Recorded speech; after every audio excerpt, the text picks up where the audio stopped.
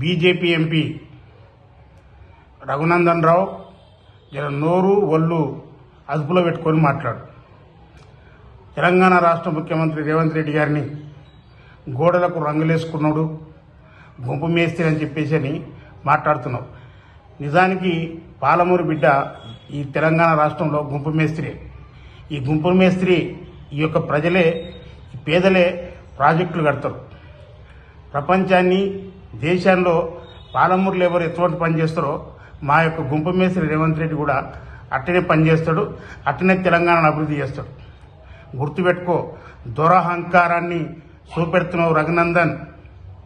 గుర్తుపెట్టుకో, నీవు అడ్వకేటు, ఒళ్ళు నోరు జాగ్రత్త పెట్టుకొని మాట్లాడు. ఇది కోర్టు కాదు, ప్రజాస్వామ్యం. ప్రజలు ఒక ముఖ్యమంత్రిని భయపెట్టినట్టుగా మాట్లాడతావా?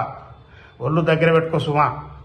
ఈరోజు నీవు కేంద్ర బడ్జెట్ గురించి, రాష్ట్ర బడ్జెట్ గురించి మాట్లాడితే ఈరోజు కేంద్రము ప్రత్యేకంగా తెలంగాణలో వెనుకబడ్డ ప్రాంతానికి ఏమన్నా ప్రత్యేకంగా నిధులు కేటాయించిందా, లేకపోతే లోన్లు ఇప్పించిందా?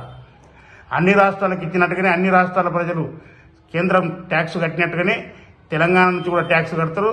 కేంద్రం నుంచి వచ్చే నిధులు, ఆ ట్యాక్స్ రూపంలో వచ్చిన డబ్బులు ఇక్కడ ఖచ్చితంగా ఖర్చు అవుతాయి, ఖర్చు చేస్తారు. కానీ మీరు ప్రత్యేకంగా ఆంధ్రకు 15,000 కోట్ల రూపాయలు మేము బాకీ ఇప్పిస్తున్నామని చెప్పినట్టుగా తెలంగాణకి ఏమైనా ప్రత్యేకంగా మీరు ఇప్పిస్తున్నారా? ఈరోజు నోరు ఉంది కదా అని, అడ్వకేట్ కదా అని చెప్పేసి ఇష్టం వచ్చినట్టు మాట్లాడితే బాగుండదు సుమా. ఇంకొకటి ముఖ్యంగా మాట్లాడుతున్నావు, నీ అహంకారం ఏ రకంగా ఉందంటే ముఖ్యమంత్రిని అవహేళన చేసినట్టు. మీ బీజేపీ ఏం చేస్తుంది? రవ్వంత రెడ్డి, రేవంత్ రెడ్డి అన్నట్టయినా రవ్వంత రెడ్డి, అది నిప్పు రవ్వ. ఆ నిప్పు రవ్వ తెలంగాణలో దారుణంగా అంటుకొని బీఆర్ఎస్ పార్టీని కాల్చిపడేసింది.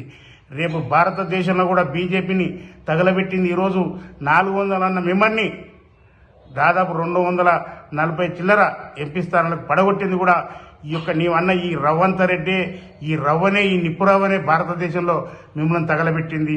రేపు రాబోయే పార్లమెంట్లో మళ్ళీ మీరు అడ్రస్ కూడా కనపడరు. ఇదే రవ్వంత రెడ్డి ఖచ్చితంగా నిప్పు రవ్వలా చిల్లరేగుతాడు, మీ పార్టీని తగలబెడతాడు. గుర్తుపెట్టుకోండి.